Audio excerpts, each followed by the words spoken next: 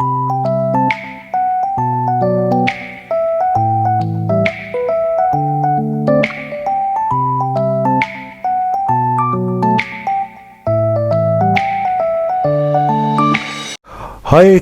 कैसे हो दोस्तों। गुड मॉर्निंग, सत श्री अकाल, आदाब, नमस्कार, वनकम, जय हिंद। आज का टॉपिक बहुत इंपॉर्टेंट है, लेकिन उससे पहले ये बता दूं, कुछ लोग मेरे से एक सवाल पूछते हैं और कल भी कमेंट सेक्शन में किसी ने बोला हुआ था कि सर आप ऑनलाइन कंसल्टेशन क्यों नहीं शुरू करते। सर मैं तो कोविड के ज़माने से ही ऑनलाइन कंसल्टेशन कर रहा हूँ ऑलरेडी।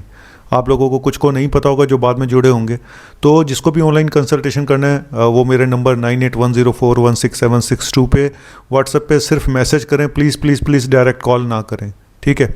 और मेरे क्लिनिक का नंबर भी है 01143580808 जी। यहाँ पे आप सुबह 8:30 से लेके 1:30 बजे के बीच में संपर्क कर सकते हैं।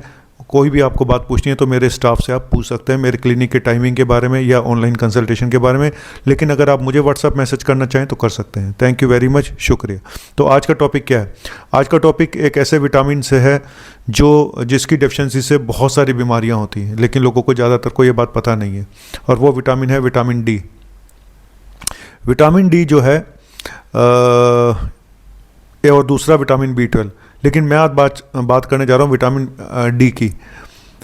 इसकी डेफिशिएंसी जो है ना, अगर आप टेस्ट कराने जाओ तो कंप्लीट हेल्थ चेकअप कराओ, कुछ और निकले ना निकले, विटामिन डी की कमी जरूर निकलती है। रीज़न क्या है? इतने विटामिन की डेफिशिएंसी हो रही है, B12 की डेफिशिएंसी हो रही है, विटामिन डी की, इसका आगे रीज़न क्या है? रीज़न मुझे जो मैंने अब तक मुझे लगता है वो है एक तो पुअर मेटाबॉलिज्म, नकली खाना, गंदा खाना, नकली खाना और हमारा सीडेंट्री लाइफस्टाइल और वेट बढ़ जाने, इन सब की वजह से लीवर पे असर आता है और आपका मेटाबॉलिज्म इतना पुअर हो चुका है कि ये एब्जॉर्ब ही नहीं हो पा रहे हैं विटामिन डी। तो चलिए, और सनलाइट मिलती नहीं है ना, मिलती है तो इतनी गर्मी में कौन धूप सेके। तो सबसे ज़्यादा जो विटामिन डी मिलता है वो सनलाइट से मिलता है, ठीक है। तो आज मैं पहले आपको ये बताने जा रहा हूँ कि विटामिन डी की अगर कमी होती है तो इससे कौन कौन सी बीमारियां हो सकती हैं। पहले बता दूं, विटामिन डी जो है बोन हेल्थ के लिए बहुत ज़रूरी है, आपकी इम्यूनिटी के लिए बहुत ज़रूरी है और आपकी बॉडी में इन्फ्लेमेशन को कम करता है और मूड रेगुलेशन को भी करता है, आपके मूड को भी रेगुलेट करता है। तो आप समझ जाइए कौन कौन सी बीमारियां इससे हो सकती हैं। विटामिन डी जो है, सबसे पहला है कि नेचुरली सी बात है, जब बोन्स के लिए है तो बोन्स वीक करता है, ऑस्टियोपोरोसिस कर सकता है और बोन फ्रैक्चर बहुत जल्दी होने लग जाते हैं इन लोगों में जिन लोगों में सीवियर विटामिन डी डिफिशिएंसी हो जाती है। और क्योंकि ये कैल्शियम के एब्जॉर्प्शन को बढ़ाता है और जब कैल्शियम की कमी होती है, एब्जॉर्प्शन ये इस पर इफेक्ट आता है, तो फिर एक सेकेंडरी पैराथायराइडिज्म नाम की बीमारी शुरू हो जाती है, जिससे बोन लॉस बढ़ जाता है और ऑस्टियोपोरोसिस और बोन फ्रैक्चर होने शुरू हो जाते हैं। तो जिन लोगों को भी बोन्स की वीकनेस है वो अपना विटामिन B12 और विटामिन डी जरूर टेस्ट कराएं। और मैं तो सबको ये बोलता हूँ, जब आप कंप्लीट हेल्थ चेकअप कराया करो ना, तो ये दोनों विटामिन जरूर कराया करो। हालांकि एक तीसरा विटामिन भी है जिसके बारे में मैं नेक्स्ट वीडियो बनाऊंगा, जो उतना ही इंपॉर्टेंट है जितना विटामिन डी है, जितना विटामिन B12 है। लेकिन उस विटामिन के बारे में कोई नहीं जानता है, सच बता रहा हूँ। वो अगला वीडियो उसी से संबंधित आएगा क्योंकि उसके बारे में कोई नहीं जानता। और आप ये भी नहीं जानते कि मेरे सब्सक्राइब कर दो यार। हाँ, कर दो, दोबारा मत करना, वो फिर अनसब्सक्राइब हो जाता है। बस 2-2.5 हज़ार बचे हैं बस बेचारे होने में, ठीक है। तो आपका नाम स्वर्ण अक्षरों में लिखा जाएगा जिन्होंने अब सब्सक्राइब करा, कि ये वो लोग थे जिन्होंने डॉक्टर साहब को 1 मिलियन तक पहुंचाया। कितना भूखा है ये 1 मिलियन का डॉक्टर, मुझे कह रहे हो। चलो, दूसरा, ये जो विटामिन डी है इंसुलिन सेंसिटिविटी को बढ़ाता है, ठीक है। तो इसलिए टाइप 2 डायबिटीज़ के खतरे को भी कम करता है। और ये भी देखा गया कि अगर हम पेशेंट को विटामिन डी भी साथ में दें, शुगर के पेशेंट को, तो शुगर अच्छे ढंग से कंट्रोल हो जाती है। और ये इंसुलिन के रेजिस्टेंस को भी कम करता है, प्री डायबिटीज़ में भी हेल्पफुल है। तो विटामिन डी एक नहीं कई बीमारियों को बचाता है। तो शुगर के पेशेंट को विटामिन डी जरूर चेक भी कराना चाहिए और लेते भी रहना चाहिए, ठीक है। लेकिन चेक कराते रहो हर 6 महीने में, क्योंकि कई बार ओवर विटामिन जिसको बोलते हैं कि बढ़ गया, विटामिनोसिस हो गई, तो उसके भी खतरे हैं। कब किडनी पे असर आ जाएगा, कभी आपको नोजिया वोमिटिंग हो रहा है, कभी आपके स्टोन बन रहे हैं। तो विटामिन डी चेक करा के ही लेना चाहिए। लेकिन हाँ, ये बात कंफर्म है कि विटामिन डी की डेफिशिएंसी बहुत ज़्यादा कॉमन है।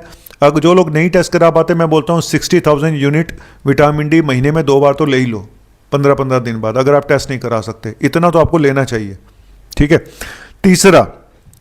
तीसरा है डिप्रेशन और mood disorder. Vitamin D serotonin के लेवल को बढ़ाता है, और 2013 में एक स्टडी हुई थी ब्रिटिश जर्नल ऑफ साइकेट्री में कि ये देखा गया जिन लोगों में विटामिन डी कम पाया गया उनमें डिप्रेशन खूब होता है। और मैं अक्सर ये बोलता हूँ कि जब भी आप किसी को एंग्जाइटी, किसी को डिप्रेशन का लेबल लगा देते हो और उसकी साइकेट्री की दवाइयाँ शुरू कर देते हो, तो उससे पहले एक बार कंप्लीट हेल्थ चेकअप करा के जरूर देखना चाहिए। उसके विटामिन डी, B12 ये टेस्ट जरूर कराना चाहिए। मैग्नीशियम भी टेस्ट करा के देख लेना चाहिए, ठीक है। तो और चलिए, मैग्नीशियम पे तो मैं पहले बता चुका हूँ, लेकिन एक विटामिन मैंने छोड़ा हुआ है जो विटामिन बहुत इंपॉर्टेंट है। आज तक मैंने उसके ऊपर वीडियो नहीं बनाया, लेकिन कल मैं उसके ऊपर विटामिन के ऊपर ज़रूर वीडियो बनाऊंगा। अगर आपको कोई भनक लगी है तो आप मुझे कमेंट सेक्शन में बताएं, गैस करें, और जिसका भी सही आंसर होगा पहला, मैं उसको क्या बोलूँ, उसको एक छोटा सा गिफ्ट दूंगा। डॉक्टर खालक गिफ्ट बोलते रहते, देते कभी नहीं किसी को, नहीं दूंगा। उसका नाम स्वर्ण अक्षरों से लिख के जाऊँगा मैं। चौथा है ऑटोइम्यून डिजीज़। ये देखा गया कि विटामिन डी की कमी से कुछ ऑटोइम्यून डिजीज़ भी हो सकती हैं, जैसे कि मल्टीपल स्क्लेरोसिस, जैसे कि रूमेटॉइड आर्थराइटिस जो गठिया जिसको बोलते हैं, और तीसरा SLE सिस्टमिक ल्यूपस एरिथेमेटोसस, ठीक है। तो इम्यून मॉड्यूलेटरी होता है विटामिन डी, इसीलिए ऑटोइम्यून डिजीज़ से भी अगर बचना है तो यहाँ पे भी विटामिन डी का बहुत बड़ा रोल है।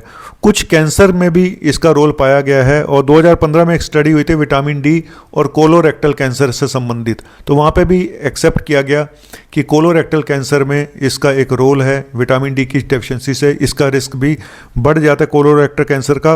और कौन से कैंसर होते हैं? वो होते हैं ब्रेस्ट कैंसर और प्रोस्टेट कैंसर, ठीक है। तो ये मैंने 5 चीज़ें आपको बताई हैं कि 5 बीमारियों में विटामिन डी की कमी से ये प्रॉब्लम हो सकती है।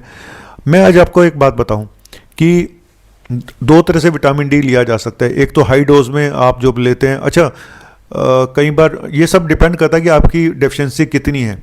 अगर 10 से नीचे आता है तो चलो ये तो मैं अलग, मुझे लगता है इसके लिए अलग ही टॉपिक बनाना पड़ेगा, लेकिन मुझे ऐसा लगता है कि विटामिन डी अगर सीवियर डेफिशिएंसी है तो उसमें तो हम उसके हिसाब से देते हैं। किसी को हम हफ्ते में 2 बार भी बोलते हैं कि विटामिन डी 60,000 यूनिट हफ्ते में 2 बार लो, किसी को हम बोलते हैं लगातार 3 दिन ले लो। तो ये अपने आप ना करें, अपने डॉक्टर से पूछ के लें, क्योंकि अगर आप, कई लोगों को गलतफहमी हो जाती है, आप लिख के देते हो विटामिन डी कि हफ्ते में 1 बार लेना है, उनको समझ में नहीं आता और वो रो ही लेते रहते हैं। ये बहुत खतरनाक हो जाता है कि इतनी हाई डोज और रो ही लेना। तो कई पेशेंट को मैंने देखा जिन्होंने गलती से लिया, तो डॉक्टर को बहुत क्लियर कट समझाना चाहिए। मैं तो हिंदी में भी लिख के देता हूँ साथ में कि भाई तुम, मराठी में नहीं लिखूंगा मेरे को पंगा हो जाए, तो हिंदी में लिख के देता हूँ कि भाई पढ़ लो इसको ध्यान से। और एक विटामिन डी, ये तो हो गया हाई डोज वाला जो शॉट हम देते हैं, नैनो शॉट हो गए। एक होता है कि मेंटेनेंस डोज। तो मेंटेनेंस डोज भी आती है, अगर उसको मेंटेनेंस डोज में ना लो डोज डेली लेना ज़्यादा फायदेमंद होता है शॉट्स से लेने से, लेकिन हर रोज़ लोग याद नहीं रख पाते, सबसे बड़ी बात यह है। तो जिनको बहुत सारी दवाइयाँ लेनी होती है वो तो अपना पैकेट बना के रख लेते हैं, सारी दवाइयाँ डाल लेते हैं कि आज ये खानी है ये, तो उनको तो याद रह जाता है। तो अगर डेली लेनी है तो vitamin D 2000 unit per day की आप ले सकते हैं, 2000 यूनिट पर डे की। तो ये ज़्यादा फायदा करती है मेंटेनेंस में, बजाय इसके कि आप महीने में 1 या 2 बार लें। लेकिन बात वही आ जाती है कि याद ही नहीं रहता किसी को, ना किसी को मेरा सब्सक्राइब करना याद रहता है, ना किसी को विटामिन डी लेना याद रहता है। अब बताओ मैं क्या करूँ, है ना। तो मैं आप लोगों से बोलूँगा कि आप मराठी सीख लें। अगर आपको मैं क्या बोल रहा था, नहीं मराठी नहीं सीखना आपने, आप ये सीख लें कि विटामिन डी की कमी से क्या क्या होता है। तो जाइए अपना विटामिन डी टेस्ट कराइए और बताइए मुझे आपको ये टॉपिक कैसा लगा, और गैस भी आपको करना कि अगला विटामिन कौन सा है जिसके बारे में मैं बताने जा रहा हूँ। जो भी ठीक बताएगा उसको मैं पूरे 3 महीने की विटामिन डी की डोजेज फ्री में बांटूंगा, दूंगा, गिफ्ट भेजूंगा, ठीक है। और चल यार विटामिन B12 भी भेज दूंगा। और बताओ, और बड्डे लोग वड्डी गल्ला, ठीक है। तो चलते हैं, और जाते जाते एक गाना गा दूं, क्योंकि ये आप मेरे ऊपर इल्ज़ाम लगाते हैं कि डॉक्टर काला व्यूज़ का भूखा है, ये तो यूट्यूबर है, ये तो सब्सक्राइबर मांग रहा है। सर एक साइकोलॉजिकल मार्क होता है, एक बैट्समैन 95 पे खेल रहा है, ठीक है, कब से, तो उसका एक मन तो करता है ना कि सेंचुरी हो जाए मेरी, है ना। तो बस यही है, बाकी दुनिया में इससे क्या फ़र्क पड़ने वाला है ना, कुछ नहीं फ़र्क पड़ता इतना ज़्यादा। बस एक मन को सेटिस्फेक्शन होता है कि मैंने सेंचुरी मार ली है। तो सेंचुरी से 3 रन बचे हैं बस, 3 है ना, 97 पे खेल रहा हूँ मैं, तो 3 रन बनाने में आप ही का वो है योगदान। तो कुछ भी लोग तो कहते रहते हैं, लोगों का क्या है कहना। तो इसी पे एक चंद लाइनें गा देता हूँ फिर चलता हूँ। इतनी भूमिकाएं मैंने इसलिए बनाई कि मैंने गाना गाना था ये वाला। कुछ तो लोग कहेंगे, लोगों का काम है कहना, कुछ तो लोग कहेंगे, लोगों का काम है कहना, छोड़ो बेकार की बातों को, कहीं भीग न जाएं नैना। बारिश वैसे ही हो रही है तो कहीं भीग ना जाऊं मैं। चलता हूं, आपका अपना doctor Navneet Kala. Thank you very much, bye.